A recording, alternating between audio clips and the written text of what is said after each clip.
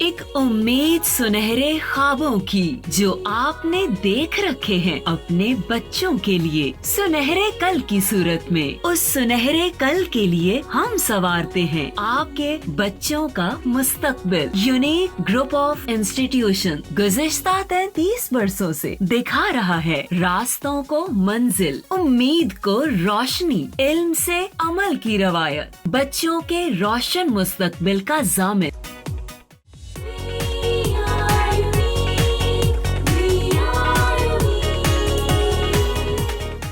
अस्सलाम वालेकुम स्टूडेंट्स, मैं सबा वसीम हूँ। 99A unique group of institution से मेरा ताल्लुक़ है।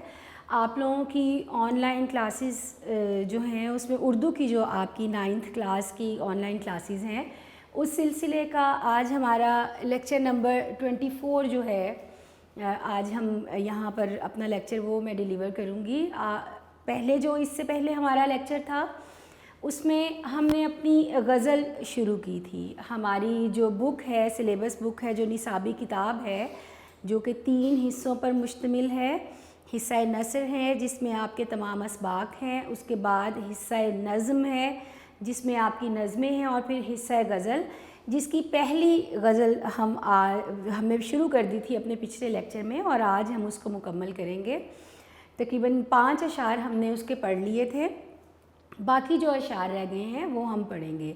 तो पहले मैं तारुफ़ यहाँ जिस तरह हमेशा से मैं देती हूँ। अच्छा बेटे, मुझसे कुछ बच्चों ने ये पूछा कि इससे पहले हमने जो नज़म पढ़ी थी, जब हमने अपना हिस्सा नज़म पढ़ा तो हमने अपनी नज़म हमद पढ़ी थी। मैं जब आपको चैप्टर्स पढ़ाती हूँ, मैं यहाँ चूँकि मुझसे 2-3 बच्चों ने ये बात पूछी, तो मैं पहले थोड़ा सा आपको इसके बारे में बता दूँ, उसके बाद हम अपना लेक्चर जो है वो शुरू करेंगे। तो मुझसे कुछ बच्चों ने ये पूछा कि जब हम चैप्टर जो है, जब हम अपना सबक पढ़ते हैं, मैं उसका एक इंट्रोडक्शन लिखती हूँ, पहले मुसन्निफ़ का नाम लिखती हूँ, उसकी डेट लिखती हूँ, आपके सबक का उन्वान जो है वो मैं बोर्ड पे लिखती हूँ, और उसके बाद सिन्फ़ अदब और माख़ज़, ये 2 चीज़ें मैं वहाँ पे लिखती हूँ।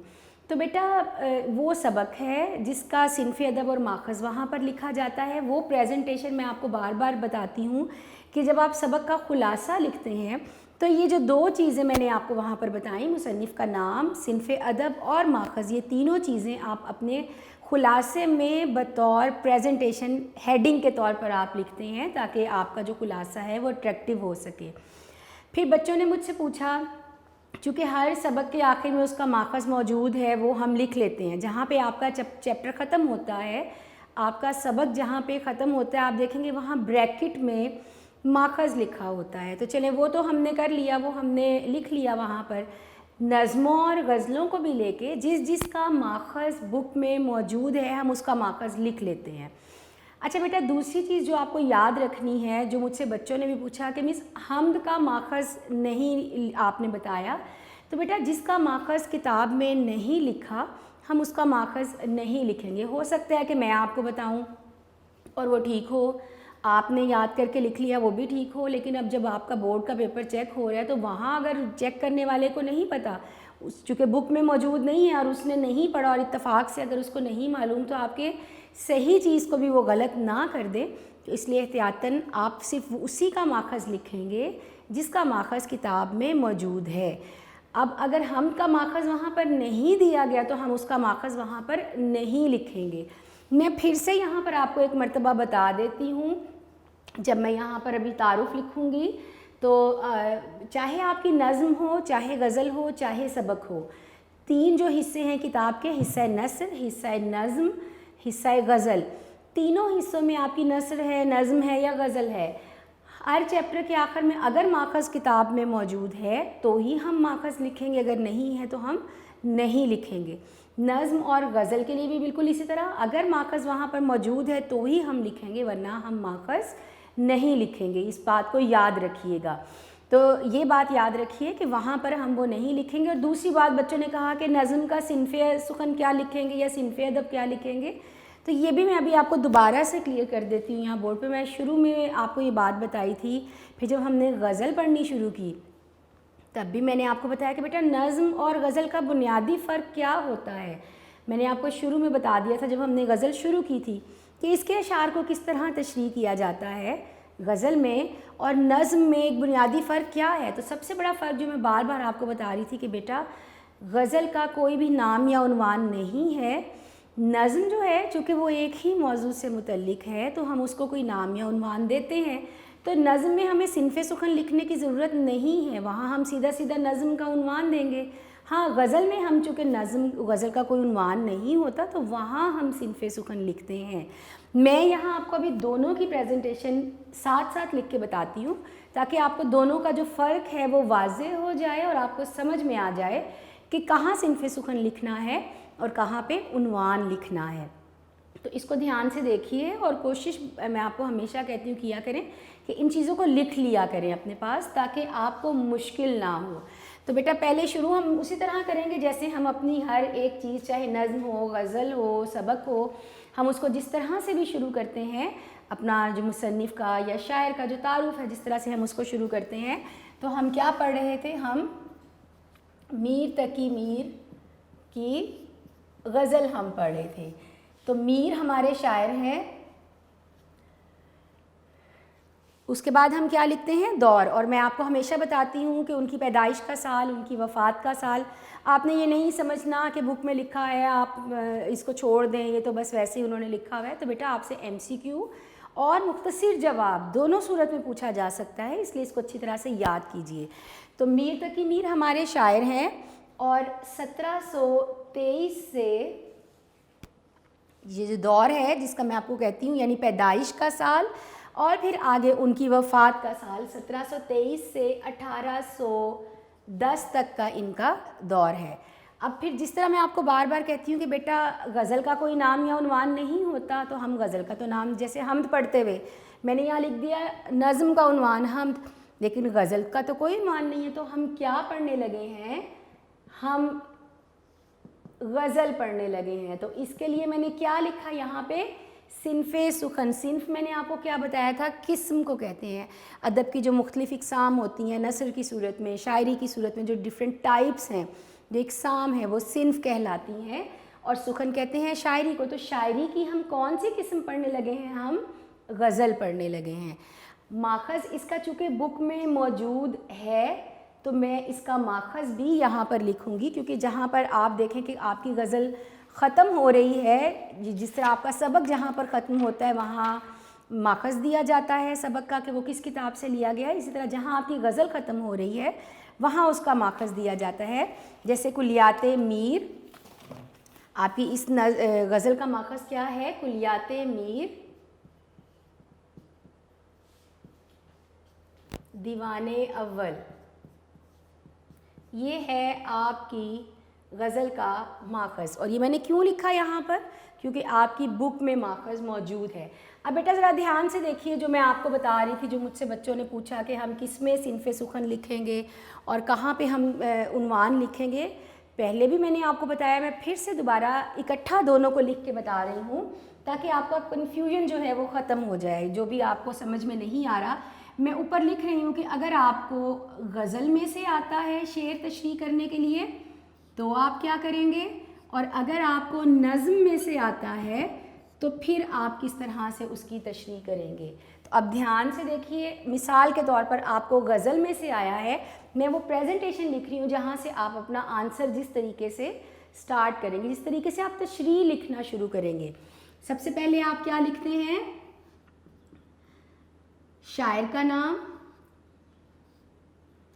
یہ تو آپ سب کو پتہ ہے، میرا نہیں خیال اب مجھے دوبارہ سے لکھنے کی ضرورت ہے. میں بارہا آپ کو بتا چکی ہوں کہ سوال نمبر سے آپ شروع کریں گے. اپنا سوال نمبر لکھیں. آپ کیا کرنے لگے ہیں؟ آپ شعر کی تشریح کرنے لگے ہیں، آپ وہ لکھیں. پھر آپ کیا کریں گے؟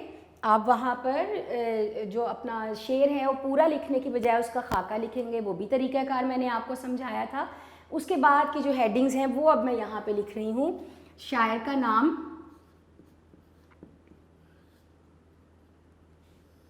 اسی طرح نظم شروع کرتے ہیں وہاں بھی سب سے پہلے کیا لکھیں گے، کیا ہیڈنگ دیں گے؟ شاعر کا نام. ظاہری بات ہے دونوں کا جو شاعر ہے ہم اس کا نام لکھیں گے. اگلی ہیڈنگ ہم کیا دیں گے؟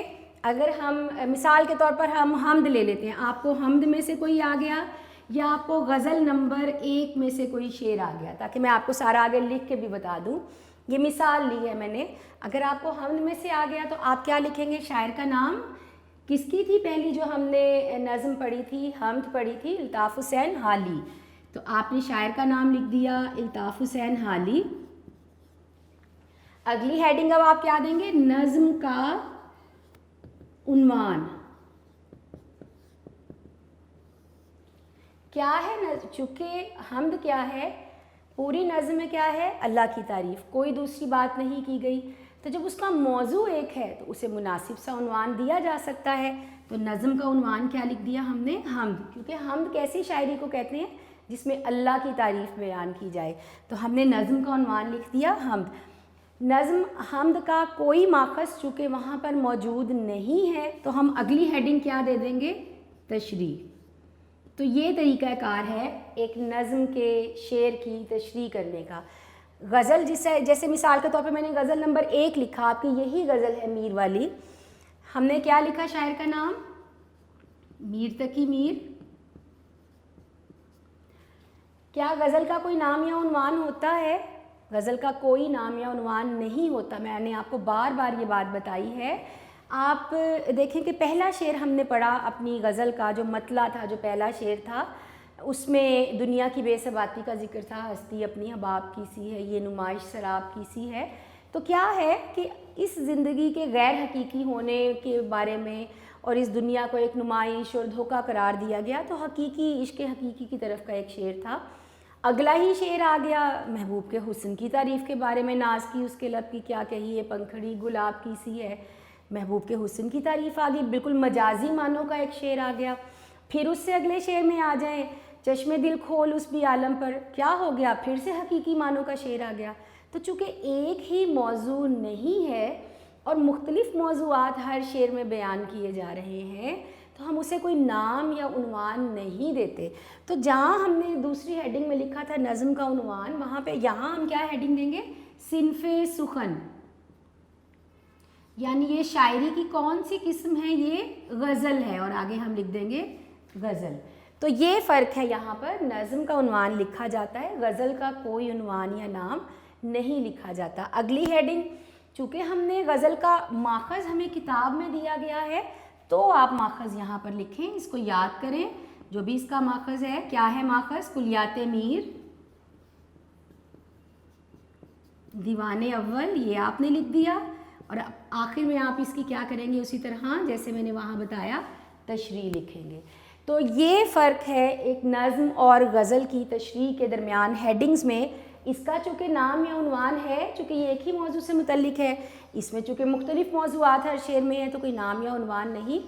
تو صنف سخن ہم یہاں پہ لکھیں گے، نہ کہ ہم نظم میں. یہ تو ہمیں پتہ ہے صنف سخن شاعری کی کون سی قسم ہے. یہ غزل ہے اور یہ کون سی قسم ہے؟ یہ نظم ہے. ٹھیک ہے. تو نظم چونکہ ایک ہی موضوع سے متعلق ہوتی ہے، اس میں موضوعات کی کوئی قید نہیں. آپ مذہب پر لکھیں، سیاست پر لکھیں، آپ فطرت پر لکھیں، قدرتی مناظر پر لکھیں، موسموں پر لکھیں، پھلوں پر لکھیں، سبزیوں پر لکھیں، کوئی قید نہیں ہے موضوع کی. آپ کسی بھی موضوع پر آپ جو نظم ہے وہ لکھ سکتے ہیں. لیکن غزل کا ایک مخصوص موضوع ہوتا ہے، عشق محبت کے موضوعات میں رہ کر، اور جو ایک مخصوص اس کا طریقہ کار ہے اسی میں رہ کر ہمیں غزل لکھنی پڑتی ہے. ہاں اس میں عشق حقیقی کے بھی اشعار آ جاتے ہیں، لیکن اس کا چونکہ ایک مخصوص موضوع ہے، ایک مخصوص طریقہ کار ہے، تو وہ اسی میں رہ کے لکھی جاتی ہے. تو یہ فرق ہے ان دونوں کی تشریح کا. یہ چونکہ مجھ سے 3-4 بچوں نے پوچھا تھا تو میں نے شروع کرنے سے پہلے بھی میں نے آپ کو یہ پوری تشریح لکھ کے بتائی تھی، میں نے پھر سے ایک مرتبہ لکھ کے بتا دی ہے. دوسری چیز، غزل جب ہم پڑھتے ہیں، میں نے پہلے بھی بتایا تھا چند ایک چیزیں جن کا آپ کو خیال رکھنا ہے اور جو آپ کو یاد رکھنی ہے. میں نے پہلے بھی بتائی تھیں، میں پھر سے بتا رہی ہوں، جس میں ایک ہے آپ کا مطلع، ایک ہے آپ کا مقطع، اور آپ کا قافیہ اور ردیف. مطلع میں نے کیا بتایا تھا؟ اگر آپ کو یاد ہونا چاہیے، دھیان سے توجہ سے بات کو سنا کیجئے. تو مطلع کیا ہے؟ غزل کا پہلا شعر. مقطع کیا ہے؟ غزل کا آخری شعر. تو مطلع ہو گیا پہلا شعر اور مقطع ہو گیا آخری شعر. تو کیا ہر آخری شعر مقطع ہے؟ یہ بھی میں نے آپ کو بتایا تھا کہ ہر آخری شعر مقطع نہیں کہلاتا. آخری شعر اس صورت میں مقطع کہلائے گا جب اس میں شاعر نے اپنا تخلص استعمال کیا ہوگا. اگر تخلص نہیں ہے تو پھر ہم اس کو کیا کہیں گے؟ آخری شعر کہیں گے. لیکن اگر تخلص ہے تو پھر ہم اس کو کیا کہیں گے؟ مقطع. جیسے یہ میں نے آپ کو بتایا بھی تھا کہ یہ جو علامت ہے یہ کیا ہے؟ آپ کی تخلص کی علامت. تو ایک پہچان یہ بھی ہے، آپ یہاں سے بھی پہچان سکتے ہیں. اور تخلص کیا ہوتا ہے؟ وہ مختصر نام جو شاعر اپنے اصل نام کی بجائے شاعری میں استعمال کرتا ہے وہ تخلص کہلاتا ہے. تو میر پہ چونکہ علامت بھی ہے تخلص کی تو یہ ان کا تخلص ہو گیا. تو وہ آخری شعر جس میں شاعر نے اپنا تخلص استعمال کیا ہو وہ مقطع کہلائے گا، ورنہ ہم اس کو آخری شعر کہیں گے. قافیہ میں نے کیا بتایا تھا؟ جتنے بھی ہم آواز الفاظ ہیں یعنی جو بولنے اور سننے میں آپ کو ایک جیسے لگیں. اور ردیف کیا ہے؟ بار بار دہرائے جانے والے الفاظ. اور میں نے اس غزل کی ردیف آپ کو کیا بتائی تھی اگر آپ کو یاد ہو؟ کی سی ہے ہستی اپنی حباب کی سی ہے، یہ نمائش سراب کی سی ہے. تو کی سی ہے بار بار دہرایا جا رہا ہے تو کیا ہو گیا؟ یہ اس غزل کی ردیف ہوگی. ہستی اپنی حباب کی سی ہے، یہ نمائش سراب کی سی ہے. تو حباب، سراب، خراب، میں جو بولا کہا کہ یہ آواز اسی خانہ خراب کی سی ہے. تو یہ چونکہ بولنے اور سننے میں ایک جیسے ہیں تینوں الفاظ تو یہ کیا ہو گئے؟ یہ اس کے قوافی ہو گئے. قوافی یعنی قافیہ کی جمع. تو یاد رکھیے جو ہم آواز الفاظ ہیں وہ قافیہ کہلاتے ہیں اور جو بار بار دہرائے جا رہے ہیں وہ ردیف کہلاتے ہیں. جو غزل کا پہلا شعر ہے وہ مطلع کہلاتا ہے. غزل کا وہ آخری شعر جس میں شاعر نے اپنا تخلص بھی استعمال کر دیا وہ مقطع کہلائے گا. اگر تخلص نہیں ہے تو ہم اس کو آخری شعر کہیں گے.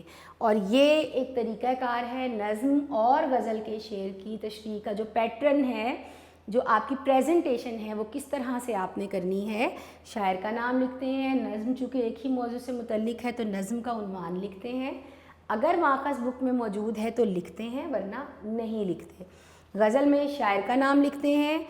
غزل کا چونکہ عنوان نہیں ہوتا تو اس کی جگہ ہم صنف سخن غزل لکھتے ہیں. اگر ماخذ موجود ہے جیسے اس غزل کا موجود تھا تو لکھ لیا، اگر نہیں ہوگا تو یہاں بھی نہیں لکھیں گے اور پھر اس کے بعد اس کی تشریح جو ہے وہ ہم شروع کر دیں گے. تو یہ چند ایک باتیں جو مجھ سے بچوں نے پوچھی تھیں تو میں نے کوشش کیا کہ پڑھنے سے پہلے، آگے بڑھنے سے پہلے، جہاں تک ہم نے اپنے پہلے لیکچر میں پڑھ لیا تھا تو اس سے پہلے میں آپ کو یہ چیزیں دوبارہ سے ایک مرتبہ بتا دوں. تو بیٹا کوشش کیا کریں کہ ان کو لکھ لیا کریں اپنے پاس رجسٹر پہ تاکہ جب آپ اس کو بار بار دیکھیں گے. اور چونکہ میں نے آپ کو یہ بھی بتایا ہے کہ بیٹا آپ کے پاس گھر میں وقت ہے تو آپ پریکٹس ضرور کریں. میں پھر سے کہہ رہی ہوں پریکٹس ضرور کریں کٹی نیب والے مارکر سے لکھنے کی. بازار سے آسانی سے مل جاتے ہیں 604 اور 605 کے مارکر. اپنی مین ہیڈنگز کے لیے 605 والے مارکرز یوز کریں اور بیچ میں جو آپ چھوٹی ہیڈنگز دیتے ہیں اپنی سب ہیڈنگز کے لیے آپ چاہیں تو 604 کریں، چاہے تو آپ راؤنڈ ٹپ والا عام سادہ جو مارکر ہے وہ بھی استعمال کر سکتے ہیں. لیکن یہ انہی کی اگر آپ پریکٹس کر لیں، جو ہیڈنگز ہم بناتے ہیں، جو ہم اپنی پریزنٹیشن کی ہیڈنگز بناتے ہیں، آپ کو میں اسی لیے لکھنے کے لیے کہتی ہوں کہ جب یہ آپ کے پاس لکھا ہوا موجود ہوگا تو آپ ان کی طرف سے دیکھ کے بھی اگر روز لکھیں گے، روز پریکٹس کریں گے 605 مارکر کے ساتھ تو آپ کی لکھائی بہتر ہوتی چلی جائے گی. تو ضرور کوشش کیا کیجئے کہ ان چیزوں کو لکھ لیں اور پھر ان کو لکھ کے پریکٹس بھی کریں. تو اب بیٹا ہم آتے ہیں اپنے لیکچر کی طرف، اپنی غزل کی طرف. ہم نے پچھلے لیکچر میں اپنی شعر نمبر 5 تک پڑھ لیا تھا. 5 اشعار ہم نے اپنے پڑھ لیے تھے. آج ہم اپنا شعر نمبر 6 جو ہے وہ یہاں پر پڑھیں گے. جو ہمارا طریقہ کار ہے جس طرح سے ہم کرتے ہیں، اپنا شعر لکھ کے پھر میں کوشش کرتی ہوں کہ اس کے جو بھی مشکل الفاظ اگر ہیں ان کے معنی آپ کو بتا دوں اور پھر یہاں اس کے حوالے کہ اگر اس میں کوئی بھی آپ کی کوٹیشن اگر آتی ہے اس سے موضوع، اس سے متعلقہ وہ لکھ دیتی ہوں. جو حوالے کے اشعار ہیں کوشش کرتی ہوں وہ بھی لکھوں. اور یہ بھی میں نے آپ سے کہا تھا کہ کوشش کیا کیجئے جو میں نے لکھے ہیں وہ بھی یاد کیجئے. اس کے علاوہ آپ کو کوئی آتے ہیں تو وہ بھی لکھیے. لیکن अच्छे अशार लिखने की कोशिश कीजिए, जो शायरों के अशार हैं इधर उधर से अपने पास से बनाकर, या कोई गानों की लाइनें इस तरह से आप मत लिखें। ज़ाहिर बात है जो चेक कर रहा है उसको पता है, एक उस्ताद जो है वो जानता है कि ये किसी शायर का शेर है या किसी ने खुद से अपना कोई जौहर दिखाया है। तो कोशिश किया कीजिए कि आप चीज़ों को, ज़्यादा चीज़ें पढ़ेंगे, याद करेंगे तो आपके नॉलेज भी आपका बढ़ता जाएगा, चीज़ें आपकी जो है आपके नॉलेज में इजाफ़ा होता चला जाएगा। तो कोशिश करें कि इनको याद किया करें। तो हमारा शेर नंबर 6 जो है आज हम उसकी तशरीह हमें करनी है। हमारा शेर है आतिशे गम में दिल भुना शायद, देर से बू कबाब की सी है। आतिशे गम में दिल भुना शायद, देर से बू कबाब की सी है। अब की सी है फिर देखें रिपीट हो गया इस शेर में भी, तो ये क्या हो गया, इसकी रदीफ होगी। तो हबाब, शराब, ख़राब, कबाब, ये हम आवाज़ हो गए, तो ये क्या हो गया, इसका काफ़िया हो गया। अच्छा जी, शेर की तरफ आते हैं। आतिश गम किसे कहते हैं? आतिश कहते हैं आग को। तो आतिश गम क्या हो गया, गम की आग। और गम की आग से मुराद है शिद्दत का गम। जब गम और दुख बहुत ज़्यादा हो जाए, शदीद हो जाए, शिद्दत का हो जाए, तो उसको फिर हम आतिशे गम कहते हैं, आग से तशबीह करते हैं। चूँकि आग एक तो उसकी हिद्दत बहुत ज़्यादा है, गर्मी बहुत ज़्यादा, और दूसरा नुकसान पहुंचाती है बहुत ज़्यादा। तो जब दुख और गम आपको बहुत तकलीफ़ और नुकसान पहुंचाने लगे तो फिर हम उसको आतिशे गम करार देते हैं, यानी गम की जो एक आग है जो बहुत दुख और तकलीफ़ पहुंचाती है। भुना से मुराद क्या है, जब आप आग के ऊपर किसी चीज़ को रख के पकाते हैं या जलाते हैं तो उसको भूनना कहा जाता है। और देर से बू कबाब की से, बू कहते हैं जो आपको एक अल्लाह ताला ने सूंघने की हिस्स या सलाहियत दी है। तो जो वो सलाहियत है कि आप चीज़ों को महसूस करते हैं, उसके फ्लेवर को महसूस करते हैं। अगर वो अच्छा है तो हम उसको खुशबू कहते हैं, अगर वो बुरी है, हमें बुरी लगती है, तो हम उसको बदबू कहते हैं। आपने ये दो लफ्ज़ सुने होंगे, खुशबू और बदबू। तो अच्छी है तो खुशबू कहलाती है और बुरी है तो बदबू कहलाती है। लेकिन बू मतलब जो आपको एक स्मेल आती है चीज़ों की, वो अच्छी है, बुरी है, जलने की है, किस तरह की है, तो वो हमारी हिस्स हमें बताती है कि क्या है। लेकिन लफ्ज़ी मुराद इसका क्या है, जो हमारे अंदर एक सलाहियत मौजूद है, फितरी कुदरती सलाहियत जो मौजूद है। कबाब, लफ्ज़ कबाब जो है, जब इसका जो अगर आप लफ्ज़ी मायने देखते हैं तो वो क्या है, लुग़वी मायने जो है कि जब आप गोश्त को डायरेक्ट आग के ऊपर रख के पकाते हैं, जब आप गोश्त को डायरेक्ट आग पे रख के पकाएं तो वो चीज़ कबाब कहलाती है। जो इसके लुग़वी मानी है वो मैं आपको बता रही हूँ। तो जब गोश्त को इस तरह से डायरेक्ट आग पे रख के पकाया जाए तो ज़रा दूर दूर तक जो उसकी खुशबू है या जो उसकी स्मेल है वो फैल जाती है। अब मुराद क्या हो गया, इससे मुराद क्या लिया है या शायर का मौक़िफ़ क्या है। अगर हम इसका वो देखें, मफ़हूम देखते हैं, तो मुराद क्या है कि महबूब की जुदाई से जो गम की आग उसके दिल में लगी है, या जो महबूब की जुदाई से गम की आग में एक आशिक जल रहा है, तो वो इतनी शदीद है कि यूँ लगता है कि मेरा दिल ही जल गया है, क्योंकि काफ़ी देर से मुझे कबाब के भुनने की बू आ रही है। दिल क्या है, गोश्त का टुकड़ा है, गोश्त का लोथड़ा है।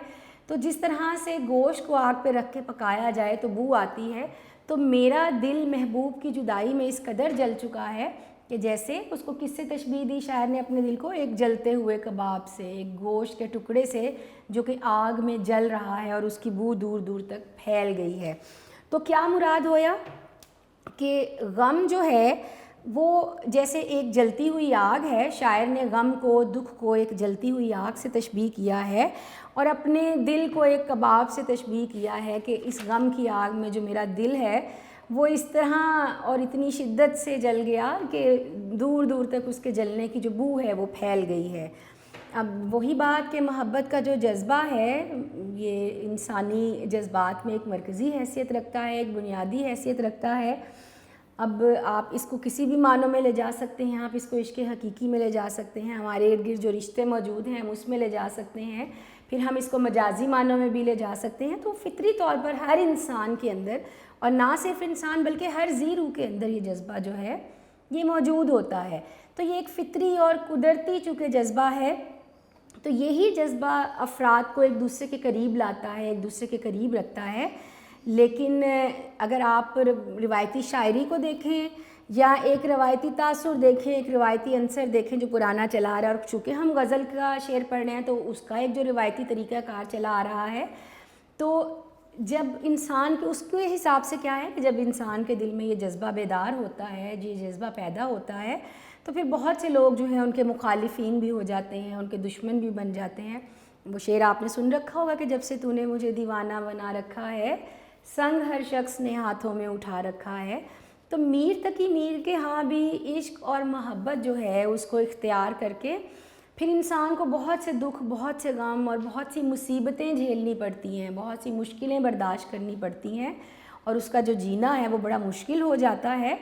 تو اسی طرح سے ایک اور شعر اگر ہم دیکھیں اسی سے ملتا جلتا یا اسی کے حوالے سے، کہ شش جہت اب تو تنگ ہے ہم پر، اس سے ہوتے نہ ہم دو چار اے کاش. شش جہت مطلب سارے جہان، جتنے بھی دنیائیں ہیں، جتنے بھی جہان ہیں، وہ سب کے سب ہم پہ تنگ ہو گئے. یعنی مراد کیا ہے کہ جب سے عشق اور محبت کا یہ جذبہ، یہ عنصر، یہ اظہار میں نے کیا ہے، پوری دنیا جو ہے وہ میرے مخالف ہو گئی. کاش میں اس محبت جیسے جذبے سے آشنا ہی نہ ہوا ہوتا. تو اصل موقف کیا ہے میر کا کہ جب انسان کے دل میں عشق یا محبت کا عنصر پیدا ہوتا ہے تو پھر کیا ہے کہ ایک تو لوگ اس کے اتنے مخالف ہو جاتے ہیں، محبوب کی طرف سے اس کو اتنے غم اور دکھ ملتے ہیں کہ اس کا دل اس کی آگ میں جل جاتا ہے، اور پھر دور دور تک جیسے جلنے کی بو پھیلتی ہے. تو ایک عاشق بیچارے کی جو بری حالت ہے اس سے ہر کوئی واقف ہو جاتا ہے، ہر کوئی اس کے خلاف ہو جاتا ہے، اس کو برا بھلا کہتا ہے. تو یہاں پر بھی اس شعر میں بھی میر تقی میر اپنے ایک تو غم کی شدت کو بیان کرتے ہیں، اس کی سنگینی کو بیان کرتے ہیں کہ غم کی آگ ان کے دل کو یوں جلا رہی ہے جیسے آگ کے انگاروں نے اس کے دل کو بھون کر رکھ دیا ہو. تو جو غم ہے ظاہری بات ہے یہ بھی انسانی شخصیت کو بہت بری طرح متاثر کرتا ہے، توڑ پھوڑ دیتا ہے. اور جب چاہے وہ محبوب کی بے رخی ہو یا وہ زمانے کی سختی ہو، زمانے کی بے اعتنائی ہو، تو اس غم سے انسان کا جو جینا ہے وہ دوبھر ہوتا چلا جاتا ہے، مشکل ہوتا چلا جاتا ہے. اور جیسے میں نے شروع میں آپ کو بتایا تھا کہ میر ایک ایسے شاعر ہیں کہ انہوں نے اپنی ذاتی زندگی میں اتنے دکھ، غم اور تکلیفیں برداشت کی کہ وہی ایک جذبہ، وہی ایک عنصر ہمیں ان کی شاعری میں بھی نظر آتا ہے. تو ان کی چونکہ ذاتی زندگی بھی غموں اور دکھوں سے عبارت تھی. یتیمی، بہت چھوٹی عمر میں والد کا سایہ اٹھ گیا، در بدر کی ٹھوکریں کھانی پڑی، غربت تھی، تلاش معاش کے لیے جگہ جگہ دھکے کھائے انہوں نے. جو ان کے سوتیلے بھائی تھے انہوں نے والد کے ترکے سے ان کو ایک بالکل حصہ نہ دیا، کچھ نہ دیا. اس کے بعد ملک کے حالات، دلی تباہ و برباد ہوا، پھر جہاں جاتے وہاں کوئی نہ کوئی مصیبت، ایک نئی مصیبت ان کی راہ دیکھ رہی ہوتی تھی. تو پھر انہوں نے ایسا زمانہ بھی پایا کہ جس میں ہر طرف قتل و غارت ہے، افراتفری ہے اور لوٹ مار کا بازار گرم ہے. تو جب یہ تمام چیزیں آپ کے ارد گرد کے باہر کے ماحول جو بھی چیزیں ہیں وہ آپ کے اندر کی جو بھی فیلنگز ہیں ان پہ، آپ کے جو احساسات ہیں ان پہ اثر انداز ہوتی ہیں، تو وہی دکھ اور غم ہمیں میر کی شاعری میں بھی پھر نظر آتا ہے. تو اب اس پر یہ کہ اس میں محبت کا غم بھی شامل ہو گیا، یعنی غم دوراں اور غم جانا اکٹھا ہو گیا، زمانے کا غم بھی اور محبت کا غم بھی. تو جب وہ دو غم ہم مانی ہو گئے تو غموں کی شدت اتنی بڑھ گئی کہ جیسے ایک جلتی ہوئی آگ ہو. وہ جو غم ہے اس نے ایک جلتی ہوئی آگ کی صورت اختیار کر لی اور ان کے دل کو جلا کر راکھ کر دیا. اور جس طرح کباب کے مانند جلنے کی جو بو ہے وہ شاعر کو اب آ رہی ہے. دیدنی ہے شکستگی دل کی، کیا عمارت غموں نے ڈھائی ہے. تو جب دل بہت زیادہ متاثر ہو جائے غم سے، دکھ سے، تو اس ایک شدت کا اظہار ہمیں اس شعر میں نظر آتا ہے. تو یہاں پہ بیٹا میں جو حوالے کے اشعار ابھی میں نے آپ کو بتایا میں وہ لکھتی ہوں.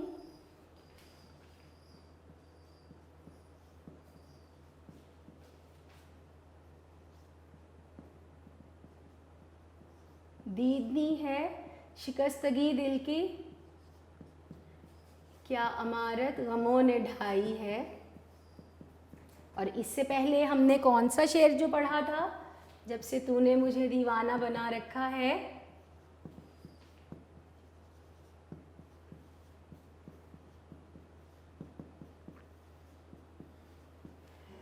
संग हर शख्स ने हाथों में उठा रखा है।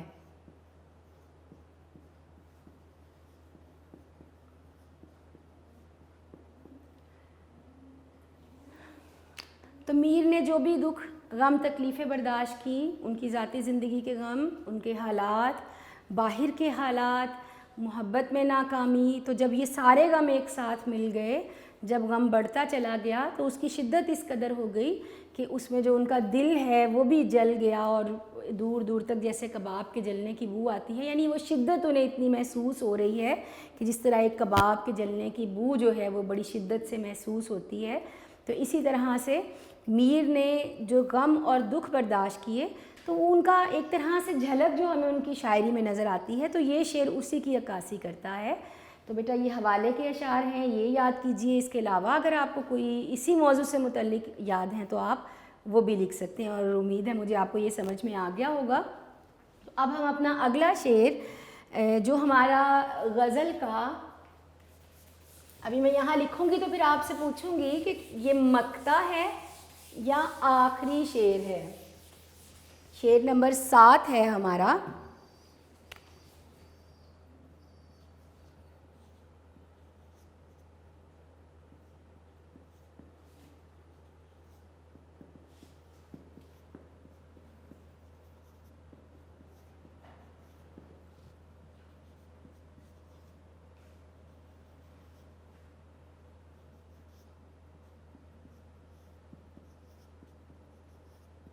हाँ जी, ये हमारा आखिरी शेर है या मक्ता है।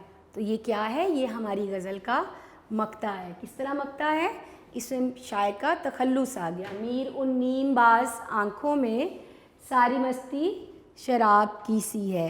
अच्छा बेटा, नीमबाज, अब नीमबाज का क्या मतलब होता है? लफ्ज़ी मतलब इसका अगर हम देखें, अगर हम इसका लुग़वी मानी देखें तो आधी खुली आँखें।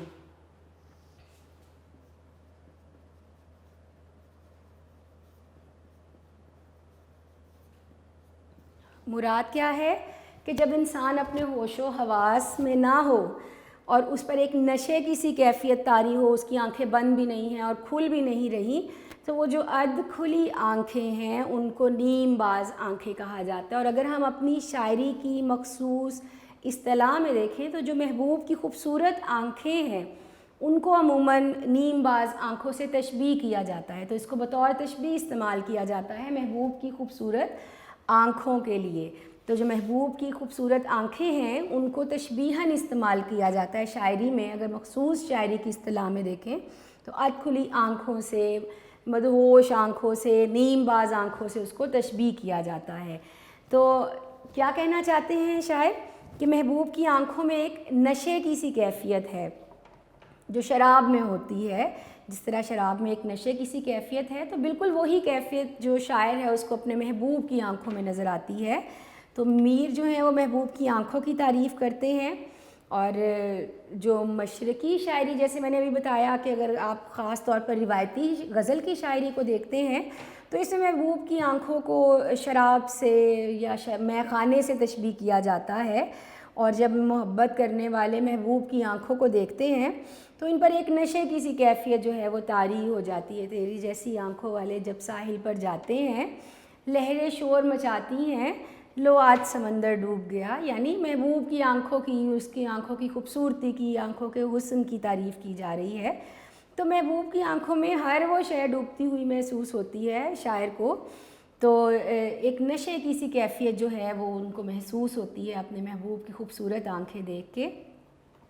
तुम यूं ही नाराज़ हुए हो वरना मैं खाने का पता, हमने हर उस शख्स से पूछा जिसके नैन नशीले थे।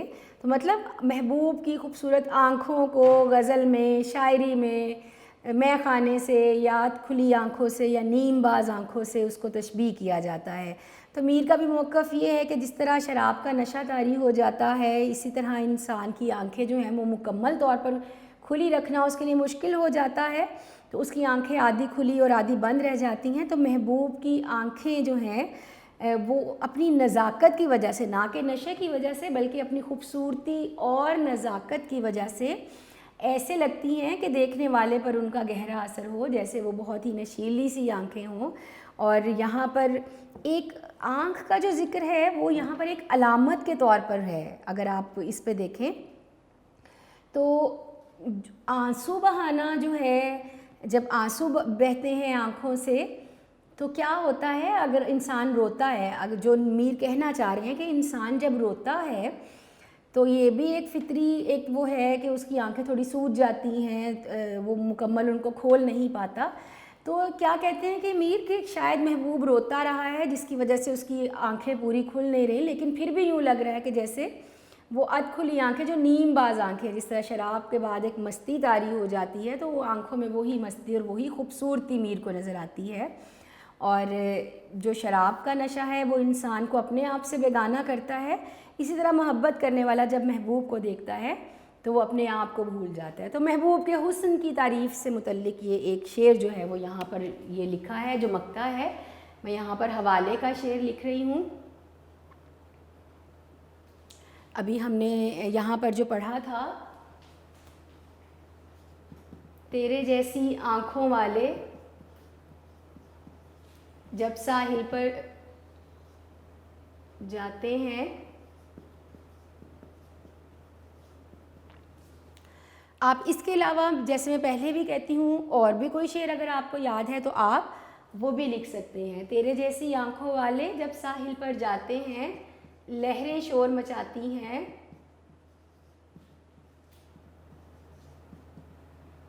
لو آج سمندر ڈوب چلا.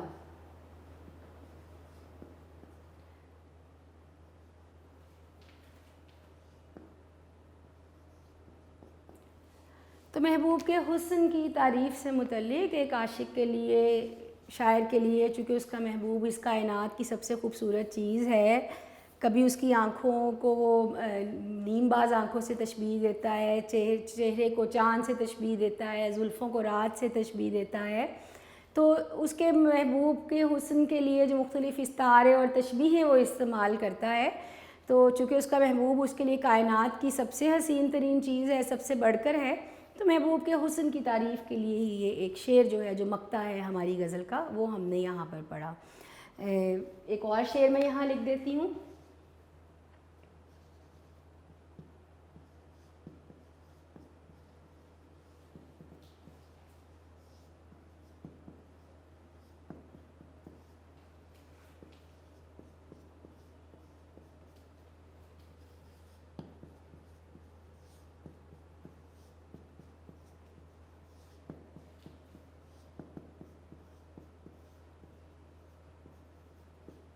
ہاں جی، ایک اور شعر بیٹا یہاں میں نے لکھ دیا.